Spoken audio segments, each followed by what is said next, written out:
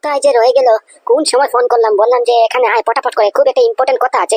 তা না, মহারাজের আসতে আসতে 1-2 ঘন্টা লেগে যায়। কি আর করবো রে বাবা, একটা ফোন করবো নাকি?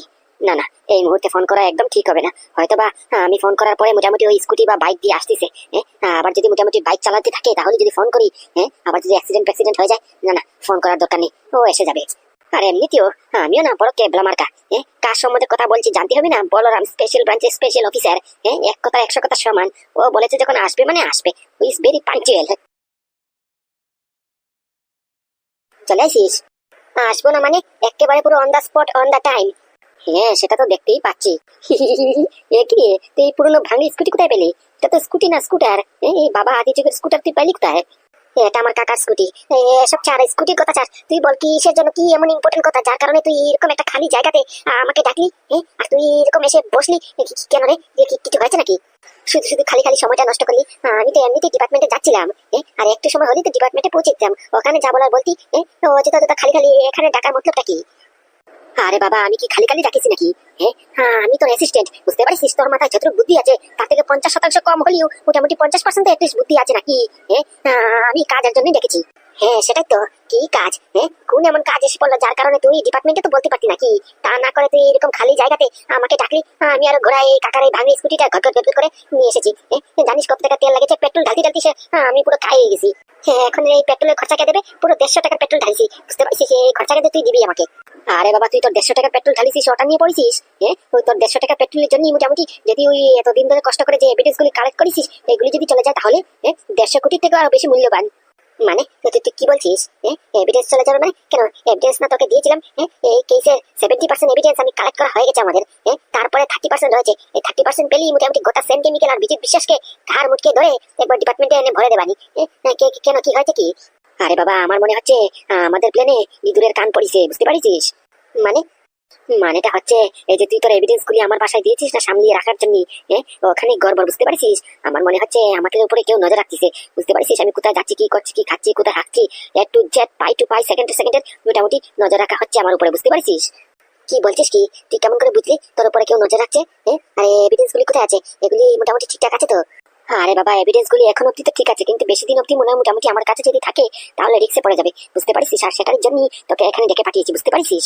আর সেই কথা তো মোটামুটি যদি ডিপার্টমেন্টে বলি বা কারোর সামনে যদি বলি তাহলে একটা চান্স থাকে, বুঝতে পারছিস? কেন কি আমার কেন কিসের জন্য জানি না লাগতেছে আশেপাশে চোর আছে, বুঝতে পারছিস? না আমাদের মধ্যেই কেউ চোর আছে, আমার উপরে নজর রাখতেছে। আর এটাও খুব ভালো করে জানি যে তুই এভিডেন্স গুলি আমার কাছে দিয়েছিস সামলে রাখার জন্য, বুঝতে পারছিস? তাই এখানে একা ডেকেছি তোকে। কি বলছিস কি? আমাদের মধ্যে মানে? কেন রে, কার উপরে তোর সন্দেহ? বলরাম, কেন বা কিসের জন্য বলতে পারবো না, কিন্তু আমার সন্দেহটা সৌরভের উপরেই হচ্ছে, বুঝতে পারছিস? আমার কেন জানি লাগতেছে সৌরভ মনে হয় মোটামুটি সেন কেমিক্যালের সঙ্গে যুক্ত হয়েছে, হাত মিলিয়েছে, বুঝতে পারছিস? কি, সৌরভ? হ্যাঁ, সৌরভের উপর আমার শুরু থেকেই সন্দেহ ছিল, বুঝতে পারছিস? আর ইদানিং সন্দেহটা কনফার্ম হওয়ার কারণ হচ্ছে ওকে দুইবার নয় 3-4 বার ওকে ফোনে কথা বলতে শুনেছি, বুঝতে পারছিস? সেন কেমিক্যাল আর বিজিত বিশ্বাসটা ফোনের মধ্যে নাম নিতে আমি 2-3 বার শুনেছি, বুঝতে পারছিস? তারপর থেকে আমার কেন জানি সন্দেহ লাগতেছে যে ওই সেন কেমিক্যালের সঙ্গে হাত মিশিয়েছে, ঘুষ খেয়েছে। ও, তাহলে এই ব্যাপার। তাহলে তুই আমাকে আগে বলবি না? তাহলে ওই ডকুমেন্ট গুলি কি করেছিস? এই এভিডেন্স গুলি কোথায়? দাঁড়া 1 মিনিট। এই নে ধর, এগুলি হচ্ছে সম্পূর্ণ এভিডেন্স যেগুলি তুই আমাকে আমার এই ঘরের মধ্যে রাখার জন্য দিয়েছিলি, বুঝতে পারছিস? আমি এই মুহূর্তে এগুলি যদি রাখি তাহলে একটা বিশাল রিস্ক হয়ে যায়, তাই বলছি কি এগুলি তুই মোটামুটি তোর ঘরে নিয়ে এক জায়গায় লুকিয়ে রেখে দে, বুঝতে পারছিস? দে, ভালোই হয়েছে, তুই ভালো কাজ একটা করেছিস। এত কষ্ট করে দিন রাত এক করে মোটামুটি 70% এই এভিডেন্স গুলি কালেক্ট করেছিস। এখন যদি এগুলি যদি মোটামুটি রিক্সে পড়ে যায় বা চলে যায় তাহলে সব বেস্টে চলে যাবে। এগুলি রিক্সে দেওয়া যাবে না। তুই ভালোই করেছিস, মোটামুটি আমি ঘরে নিয়ে এক জায়গায় লুকিয়ে রাখবানি। আর বাকি কিছু অংশ পেলি মোটামুটি গোটা সেন কেমিক্যালকে নাকে ধরি দিয়ে কেমন করে ঘুরাই আমি আর তুই মিলে সমাজ পৃথিবীর বুকে সবাই শুধু দেখতে থাকবে। কিন্তু তার আগে তুই একটা কাজ কর, এই সৌরভের ফোনটা ট্যাপ কর, বুঝতে পারছিস? এ টু জেড আমাদের জানতে হবে সৌরভ কখন কার সঙ্গে কথা বলছে, কোথায় যাচ্ছে, কি করতেছে, বুঝতে পারছিস? এ টু জেড বলতে গেলে মোটামুটি সৌরভকে এখন থেকে মোটামুটি এই গোয়েন্দাগিরির মতো ফলো করতে হবে, বুঝতে পারছিস? সেটা কি আর বলতে নাকি? আরে বাবা, এটা হয়ে গেছে, বুঝতে পারছিস? এই কন্ট্রোল রুমে ফোন করে সৌরভের নাম্বারটা দিয়ে দিয়েছি, আমাকে ওরা একটু পরে জানাবে বলেছে, বুঝতে পারছিস? ওই ট্র্যাকিং লিঙ্কটা মোটামুটি আমার ফোনের সঙ্গে কানেক্ট করে দেবে, বুঝতে পারছিস? তুই কোনো চিন্তা করিস না। তুই বরং এক কাজ কর, মোটামুটি ওই এভিডেন্স গুলি তোর ঘরে নিয়ে সামনে লুকিয়ে রেখে ফটাফট করে ডিপার্টমেন্টে চলে আয়। ওকে ঠিক আছে, তুই যা। আমি এই ডকুমেন্ট গুলি আমার ঘরে মোটামুটি কোনো এক জায়গায় লুকিয়ে রেখে আসি, বুঝতে পারছিস? তুই যা, আমি আসছি। ওকে। বলছি কি পাদু, কি দেখছো এরকম করে তাকিয়ে তাকিয়ে? কই না, নাকি কিছু না তো। বলছি কি স্যার, আমার কাজটা আসলে হবে কি? আমি যে আপনার এখানে চাকরি করব, মানে কোন বিষয় নিয়ে চাকরি করব? ও মা, কেন? তুমি জানো না? আমি যে তোমাকে বললাম এই যে আমার বিজনেসের ব্যবসার সব মোটামুটি অ্যাকাউন্টিং তোমার করতে হবে। হ্যাঁ ও, তার মানে হিসেব কিতাব। হ্যাঁ হ্যাঁ, একদম একদম। কেন পারবা না? ও মা, পারবো না কেন? আপনি হয়তো বা জানেন না, আমি সায়েন্টিস্ট, বুঝতে পারছেন? আমার কাছে সার্টিফিকেট আছে, এবং কি আমি অঙ্কেতে পরীক্ষার মধ্যে 100 মধ্যে 100 পেয়েছি, বুঝতে পারছেন? পারবো না মানে 1 সেকেন্ডে করে ফেলে দেবো। ও হ্যাঁ, ভালো কথা মনে করেছো। সায়েন্টিস্ট? তুমি নাকি সায়েন্টিস্ট? আমি শুনলাম তো তোমার নাকি একটা ব্যান্ড কোম্পানিও আছিল। কেন হঠাৎ করে কি হয়ে গেল? শুনলাম নাকি তোমার কোম্পানি খুব ভালোই চলছিল, তা হঠাৎ করে এমন কি হয়ে গেল যার কারণে তোমার কোম্পানি পুরো শাটার ডাউন হয়ে গেল? তোমার নাকি সব সম্পত্তি উম্পত্তি সব সিজ করা হয়ে গেছে। এ কি এমন কি ঘটলো? বলবেন না স্যার, বলবেন না, সেই দুঃখের কথা আর বলবেন না। কি বলবো আপনাকে, এই সমাজের বুকে, পৃথিবীর বুকে কেউ কারোর ভালো দেখতে চায় না, বুঝতে পারছেন? কেউ যদি দেখে একজন ভালো করতেছে, উন্নতি করতেছে, তাহলে ওকে টেনে হিচড়ে নিচে কেমন করে নামাতে হয় সেটা সমাজের লোক, সমাজের ব্যক্তিরা খুব ভালো করেই জানে। আর সেম ঘটনা আমার সঙ্গে ঘটেছে। হ্যাঁ, এটা অবশ্য তুমি কথা ঠিক বলিছো। তবে পাদু, একবার ঢুসা খেয়েছো না, এবার তোমার মাথায় থাকবে, বুঝতে পারিছো? এই সমাজের লোক, পৃথিবীর লোক কখনো কারোর ভালো চায় না, বুঝতে পারিছো? তোমার ভালোর জন্য তোমাকেই লড়াই করতে হবে। তোমার সঙ্গে কেউ এসে হাত জোড়া দেবে না, বুঝতে পারিছো? তোমাকে নিজে উঠে দাঁড়াতে হবে। তুমি কারোর গোলাম হয়ে থাকতে চাইবে না, কারোর গোলামি কাজ করতে চাইবে না, বুঝতে পারিছো? নিজের হয়ে সবসময় বাঁচার চিন্তা করো।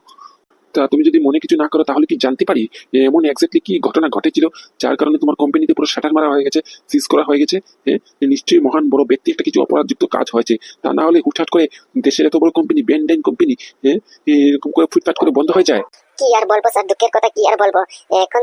আপনার থেকে আর কি আর লুকাবো? আপনার কাছে সব সত্যি কথাই বলে দিই। আসলে ঘটনাটা হয়েছে কি, আমার কোম্পানি সবসময় সততার পথে চলে এসেছে। একদিনে কোনোদিনও 2 নম্বরই প্রোডাক্ট, 2 নম্বরই মেডিসিন কিচ্ছু তৈরি হয়নি, বুঝতে পারছেন? আর হুটহাট করে ওই সেন কেমিক্যাল কে একটা বিশ্বাস না কে একটা এসেছে, আমার সঙ্গে কি জানি না কি শত্রুতা, ওই মোটামুটি কোম্পানির মধ্যে 2 নম্বরই ডুপ্লিসিটি মেডিসিন এড করে দিয়েছে, বুঝতে পারছেন? আর ও মোটামুটি ওই কোন মেডিকেল ইন্সপেক্টরকে ঘুষ খাইয়ে, কমিশন খেয়ে, ওর সাপোর্টে নিয়ে আমার কোম্পানিতে তদন্ত করা, তল্লাশি করার জন্য পাঠিয়েছে, বুঝতে পারছেন? আর আমি তো এসব খবর কিছু জানি না যে আমাদের কোম্পানিতে এরকম 2 নম্বরই মেডিসিন হাবিজাবি কোম্পানি চলে এসেছে, যুক্ত করা হয়েছে। আর ওই মেডিকেল ইন্সপেক্টর এসে মোটামুটি আমার কোম্পানিকে তদন্ত করার পরে হাতে নাতে ওরা ওই ডুপ্লিসিটি মেডিসিন পেয়েছে, বুঝতে পারছেন? আর পরে আর কি সব ওর ঠাপা মারা সিল মেরে দিয়েছে, এবং কি আমার যে ব্যাংকের অ্যাকাউন্ট ছিল সব সিজ করা হয়ে গেছে, বুঝতে পারছেন? ও, তাই বুঝি। তাহলে তুমি কোনো অ্যাকশন নাওনি? তুমি থানা পুলিশ করতে পারতে, এফআইআর করতে পারতে। বলছি কি স্যার, এই পুরনো কথা না তুললে হয় না। এগুলি কথা মনে হলি আমার ভেতরটাকে এরকম করে জ্বালাপোড়া করে, বুঝতে পারছেন? আমি বলছি কি, এসব কথা ছাড়েন না, যেটা চলে গেছে চলে গেছে। এখন আমি চাইছি আবার নতুন করে আমার জীবনটা শুরু করতে, বুঝতে পারছেন? আপনারা এখানে যদি আমাকে একটা চাকরি দেওয়ার ব্যবস্থা করেন তাহলে আমার খুব উপকার হয় আর কি। আমি আপনাকে কথা দিচ্ছি, আমি আপনার সমস্ত কাজ করে দেবো, এমনকি যেটা যেটা বলবেন A to Z সম্পূর্ণ কাজ। আর রইল বাকি এই ব্যালেন্স শিট, তারপরে মোটামুটি ওই অ্যাকাউন্ট মেনটেনিং, তারপরে মোটামুটি ওই হিসেব কিতাব A to Z পাই টু পাই করে করে দেবানি, কোনো কমপ্লেন দেওয়ারও চান্স দেবো না, বুঝতে পারছেন? এই আমি কথা দিলাম, তবু আমাকে একটা চাকরি দেওয়ার ব্যবস্থা করেন। বাহ, তো দেখছি মেঘনা চিতে বৃষ্টি। যেটা মনে মনে ভাবছিলাম, এটাই পাদুর মুখ দিয়ে বেরোয় গেল। পাদুকে এখন কোন কোন কাজে লাগানো যায়, এটা হচ্ছে সুবর্ণ সুযোগ। বলছি কি মিস্টার পাদু, তাহলে তুমি যা বলছো তাই করবে তো? মানে কি আমার সব কথা মতো কাজ করবে? আমি যেটা যেটা করার জন্য বলবো সব করবে, একটু জেট করবে? একদম একদম A to Z। তবুও স্যার, আমার এই চাকরিটা খুব দরকার, খুব প্রয়োজন। একটু বোঝার চেষ্টা করুন, আমাকে চাকরিটা দিন। আপনাকে কথা দিচ্ছি, শুধু ব্যালেন্স শিটের কাজ নয়, এবং কি আপনি যা যা বলবেন সব করে দেবানি, এবং কি যদি দরকার পড়ে আপনার গাড়িও চালিয়ে দেবো, আপনার ড্রাইভারিও করবো আমি, বুঝতে পারছেন? বাহ, গুড গুড, ভেরি গুড। এরকম যদি হয় তাহলে তোমার চাকরি ফাইনাল, পুরো কনফার্ম, বুঝতে পারিছো? Congratulations. Thank you sir, thank you. এক মিনিট এক মিনিট, তুমি তোমার স্যালারি জানবা না? তুমি মাস গেলে মাইনা কত পাবা সেটা জানবা না? হ্যাঁ স্যার, হ্যাঁ নিশ্চয়ই। ওকে ওকে, তাহলে শুনো, তোমাকে আমি মাস গেলেই মোটামুটি 30,000 করে স্যালারি দেবো। কি চলবে তো? কি 30,000? হ্যাঁ হ্যাঁ স্যার, চলবে মানে একবার দৌড়বে। আচ্ছা ওকে ওকে।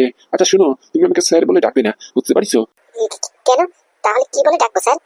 সরি সরি সরি, আবার স্যার বলে ফেললাম, তাহলে কি বলে ডাকবো? দেখো পাদু, তোমার বয়স প্রায় আমার ছেলেরই মতো, তাই আমি তোমাকে আমার ছেলের নজরেই দেখি, বুঝতে পারিছো? তাই আমিও চাইবো তুমি আমাকে তোমার বাবার মতো সম্মান দাও। তুমি আমাকে বাবু মশাই বলে ডাকতে পারো। বাবু মশাই? হ্যাঁ হ্যাঁ, বাবু মশাই। আচ্ছা ঠিক আছে, আপনি যেমনটা বলবেন তেমনটাই। আপনি আমাকে এরকম একটা দুঃখের সময় চাকরিটা যে অফার করেছেন, এটাই আমার জন্য যথেষ্ট। তা আবার 30,000 টাকা, আজকে থেকে কথা দিচ্ছি, আপনার সব কথা আমি শুনবো। আপনি যেটা বলবেন একবারে কোনো কথা জিজ্ঞেস না করে, কোনো দ্বিধাবোধ না করে ফট করে করে দেবানি, বুঝতে পারছেন? আপনাকে আমি নিজের বাবার মতো দেখবো, নিজের বাবার মতো সম্মান করবো, বাবু মশাই। বাহ, নামটা এত সুন্দর লাগছে, কি বলবো। তাহলে তুমি এক কাজ করো, তুমি বরং ওই অফিসে গিয়ে বসো, আমি আসছি। আচ্ছা ঠিক আছে বাবু মশাই। আচ্ছা, বলছি কি, অফিসটা কোন দিকে? ওই তো, সোজা গিয়ে ডানে ঢুকবা, তারপরে বাইরে এখানে দেখবা অফিস রুম লেখা আছে, ওখানে গিয়ে বসে একটু ওয়েট করো, আমি আসতেছি। আচ্ছা বাবু মশাই, আমি গিয়ে ওখানে বসছি, আপনি আসেন। ওকে ওকে।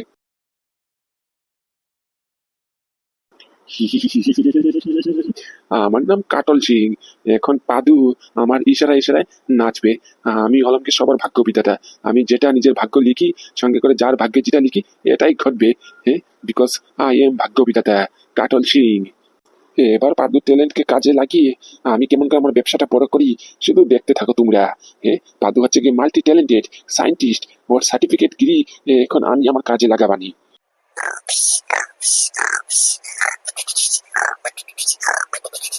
সর্বনাশ করেছে রে, সর্বনাশ করেছে।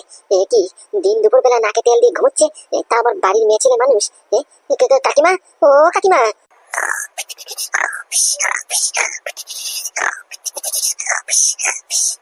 কেলো করেছে রে, কেলো করেছে। এ তো দেখছি আরো নাক ডেকে ঘুরছে। কাকিমা, ও কাকিমা, কাকিমা। এ নাদু তুই, বল বল। কি কাকিমা, তুমি এরকম দিন দুপুর বেলা ঘরে লাইট পাতি সব নিমিয়ে অন্ধকার রুমে ঘুমোচ্ছ কেন? কি হয়েছে, অসুস্থ নাকি? শরীর ঠিকঠাক আছে তো? আরে বাবা, তা কি করবো, ঘরে এই মোটামুটি শাকসবজি ছাড়া চাল ডাল কিছু নেই। খাবো যে দুটি, পেটের মধ্যে ইঁদুর দৌড়দৌড়ি করতেছে ক্ষুধা বাধায়। তার মোটামুটি পেটে ক্ষুধা যদি আরো লাগে, তার জন্য মোটামুটি ঘুমিয়ে পড়েছি, বুঝতে পারছিস? ঘুমালি মোটামুটি পেটের ক্ষুধা চলে যায়, বুঝতে পারছিস? এই তোর বাবা কাকা তো গেলেও মোটামুটি ওই মাসকাবাড়ি বাজার নিয়ে আসতি, এখনো তো আসলে না। আসবে কখন, রানবো কখন, খাবো কখন? তাই ভাবছি ওই আসার আগে আগে একটু মোটামুটি রেস্ট নিয়ে নি, তাই ঘুমোচ্ছিলাম আর কি।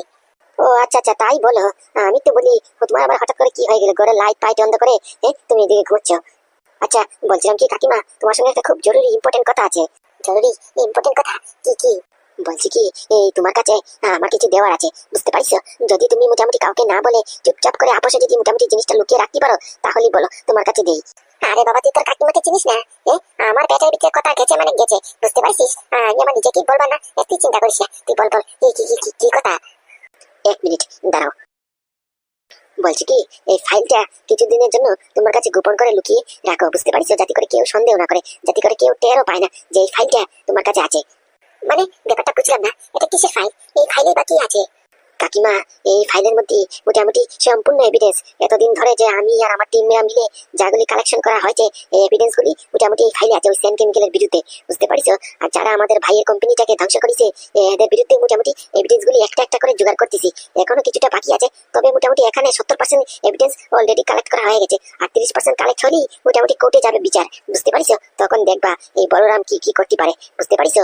এতদিন যার কাছে ছিল এই ফাইলটা, এই মোটামুটি ছেলেটা এখন আমাকে দিয়েছে, বুঝতে পারছো? আমাকে হ্যান্ডেল করতে হবে, কারণ কি এই ফাইলের উপরে কোন নজর পড়ে গেছে, তাই তোমার কাছে দিলাম যাতে করে কেউ সন্দেহ না করে, আর তোমার উপরে কেউ সন্দেহ করবে না এত সহজে, বুঝতে পারছো? তাই তোমাকে দিলাম এই দায়িত্বটা। এই ফাইলটা তুমি মোটামুটি ততদিন অব্দি লুকিয়ে রাখবে, গোপন ভাবে রাখবে, যতদিন না আপনি মোটামুটি আমি তোমার কাছ থেকে চাইবো, বুঝতে পারছো? আর চাইলে ধস করে দিয়ে পড়বে।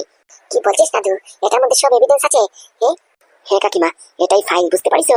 আমার এতদিনের মেহনত, এতদিনের মোটামুটি কঠিন পরিশ্রম এই ফাইলের মধ্যে আছে, আর তোমার উপরে ভরসা করে এই ফাইলটা তোমার কাছে দিচ্ছি, কিন্তু বুঝতে পারছো? ভুলেও যাতে এই ফাইলটা কারোর কানে না যায়, কারোর কাছে না যায়, এমনকি বাবা কাকাও যদি জানতে না পারে এই ফাইলটা তোমার কাছে আছে, বুঝতে পারছো? ওকে না ওকে, তুই চিন্তা করিস না, আমার কাছে আছে মানে ব্যাংকের লকারে আছে, বুঝতে পারছিস? তুই চিন্তা করিস না, তোর কাকিমা মোটামুটি এই ফাইলটাকে সিকিউরিটি দিয়ে রাখবে, বুঝতে পারছিস? এমন জায়গায় গোপন করে রাখবো, কোনো বেটার ক্ষমতা হবে না এই ফাইলটা বার করার, বুঝতে পারছিস? কি আপনারা এখানে, আপনাদের সাহস কেমন করে হয় আমাদের ডিপার্টমেন্টে আবার ঢুকেছেন? আবার কি নতুন খেলা শুরু করেছেন, নতুন প্ল্যানিং শুরু করেছেন? আপনাদের মতিগতি তো একদম ভালো লাগছে না। কি হয়েছে কি? এখানে এসে কান্দাকাটি এলাও নেই, বুঝতে পারছেন? আর এখানে এসেছেন বা কিসের জন্য সেটা বলুন।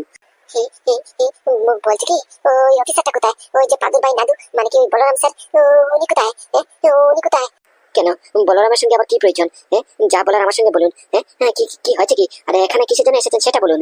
না না, কিছুতেই না, আমাদের যা বলার সব উনাকেই বলবো। আপনি দয়া করে উনাকে ডাকুন, ডাকুন, বলরাম স্যারকে একটু ডাকুন। ধুর ব্যাং, শুনুন তো, আপনারা এখানে এসে সময় নষ্ট করছেন অযথা অযথা। শুনুন, আপনাদের নামে মানহানির কেস করে দেবো, বুঝতে পারছেন? জান বলছি, এখান থেকে কেটে পড়ুন, এটা আপনাদের ফাতামি করার জায়গা। এটা হচ্ছে স্পেশাল ব্রাঞ্চ, স্পেশাল ডিপার্টমেন্ট। এখানে এসে কান্নাকাটি নাটক শুরু করেছেন আপনারা। জান বলছি, আমাকে যদি বলা হয় বলুন, নাহলে এখান থেকে কেটে পড়ুন কিন্তু। এক্সকিউজ মি মিস্টার অভিমন্যু, এটা কিন্তু আপনি করতে পারেন না। আপনি ভুলে যাচ্ছেন আপনি একজন অফিসার। আপনি একজন সরকারি এমপ্লয়ি। আপনার দায়িত্ব হচ্ছে পাবলিককে মোটামুটি সার্ভিস দেওয়া, আর আপনি এরকম করে ওনাদেরকে তাড়াতে পারেন না কিন্তু। কে? ও, চোরের মায়ের বড় গলা তুমি? হ্যাঁ আমি। এক মিনিট, আপনি এমন কেন বললেন চোরের মায়ের বড় গলা? মানে আমি আবার কি চুরি করলাম? কেন তুমি বুঝতে পারছো না? কেন হঠাৎ করে তোমার আবার কি হলো? এনাদের উপরে এত দরদি হচ্ছে, দরদি একবার উতলে উতলে পড়তিছে, কোনো ঝামেলা আছে নাকি? এই যে অফিসার, একদম চুপ কিন্তু। আমি পদে আপনার ছোট হলে কি হলো, আপনি ভুলে যাচ্ছেন আমিও কিন্তু একজন ডিপার্টমেন্টের অফিসার। আপনি আমার সঙ্গে এরকম করে ব্যবহার করতে পারেন না। আপনার কথার মতলব কি? দরদি মানে এখানে আবার দরদের কিসের দেখলেন আপনি? আরে বাবা, আপনার আমরা তো পাবলিক সাপোর্টের করার জন্য, আমরা তো পাবলিক ডিপার্টমেন্টের। আমরা ওদেরকে সার্ভিস দেবো না তো কে দেবে? আর আপনি ওনাদেরকে এরকম করে ধুর করে তাড়িয়ে দিচ্ছেন মানে? আমি তো সেটারই প্রতিবাদ করলাম, উল্টো আমি চোর হয়ে গেলাম। কি হচ্ছে কি এখানে? এখানে এত চিল্লাচিল্লি কিসের জন্য? আরে এখানে তো ভিড় কিসের জন্য?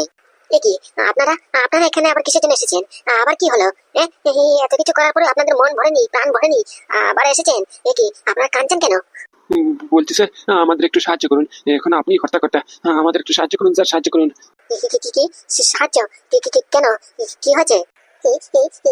আমার ছোট মেয়ে, আমার ছোট মেয়ে, বলরাম স্যার, আমাদের একটু সাহায্য করুন। আমার ছোট মেয়েটা সকাল থেকে কোথায় পালিয়ে গেছে, ওকে আর খুঁজে পাচ্ছি না। ফোন বন্ধ, সুইচ অফ দেখাচ্ছে। আর যার ছেলেটার সঙ্গে গেছে, ওই যে বিজিত বিশ্বাস, ওর সঙ্গে ঘুরতে গেছে। ও এখনো ফোন করছে না, ফোন তুলছে না, এখনো বাড়িতে ফিরেনি। কোথায় গেছে, কি করছে, কোনো আগাগুড়ি পাচ্ছি না। বলরাম স্যার, আমার ছোট মেয়েটা হারিয়ে গেছে রে। বলরাম স্যার, একটু সাহায্য করুন, একটু সাহায্য করুন। এখন আপনি হর্তাকর্তা, আমার মেয়েকে আমার কাছে ফিরিয়ে দিন।